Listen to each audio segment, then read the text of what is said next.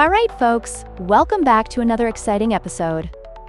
Today, we're diving into a topic that might seem a bit unconventional, but trust me, it's super important. We're talking about cuss words. Now you might be thinking, why on earth would I want to learn how to cuss? Well, it's not just about throwing around bad language, it's about understanding the culture and context behind it. You don't want to be caught off guard if someone throws a cuss word your way, right? So, let's get into it. Oh wow, that's so interesting. I never thought about cursing as a compliment. Can you give me an example of when you might use that in a conversation? Like, is it more common in certain situations? Absolutely. Picture this. You're at a party and someone just nailed a dance move that's out of this world. You could say, "Wow, that was some hot word." It's a way to express admiration while keeping it casual. But remember, context is key. You wouldn't want to drop that in a formal setting, right? Yeah, that makes sense. So, it's like using slang to connect with people? But what about the second word you mentioned? I think I heard you say something about son of a word. What's that all about? Laughs. Great question.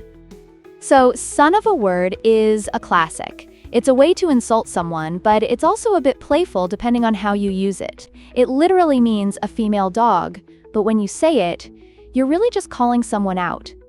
Instead of using that full phrase, you can just say, "you word, but." But be careful with pronunciation. If you mispronounce it, you might sound silly instead of tough. Haha, I can totally see that happening. Do you have any funny stories about mispronouncing cuss words? Like, I can imagine someone trying to sound tough, but just ending up sounding ridiculous. Oh, for sure. I remember this one time when a friend of mine was trying to impress a group of people at a bar. He wanted to sound cool, so he tried to drop a cuss word, but he completely butchered the pronunciation. Instead of sounding tough, he ended up sounding like he was trying to order a fancy drink. Everyone just burst out laughing. It's a great reminder that language is tricky, and pronunciation matters. That's hilarious. I can just picture it. So, what's the third set of words you mentioned? I'm really curious about those. The third set is where it gets really interesting.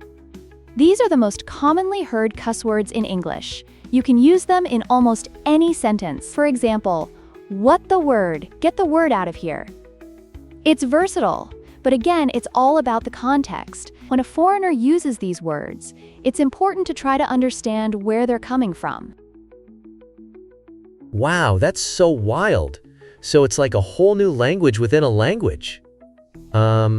Do you think cursing can actually help with learning a new language? Like, can it release emotions or something?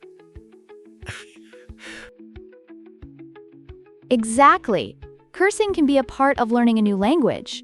It can help release intense emotions, and it's often a way to bond with others. I'm not teaching you to be disrespectful, but if someone disrespects you, knowing how to respond can be empowering. Just remember to use these words wisely. That's such a cool perspective.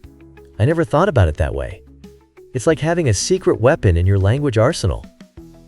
So, what's the takeaway here? Laughs. The takeaway is to embrace the language, understand the culture, and don't be afraid to express yourself. Just do it wisely. Cursing isn't just about being rude.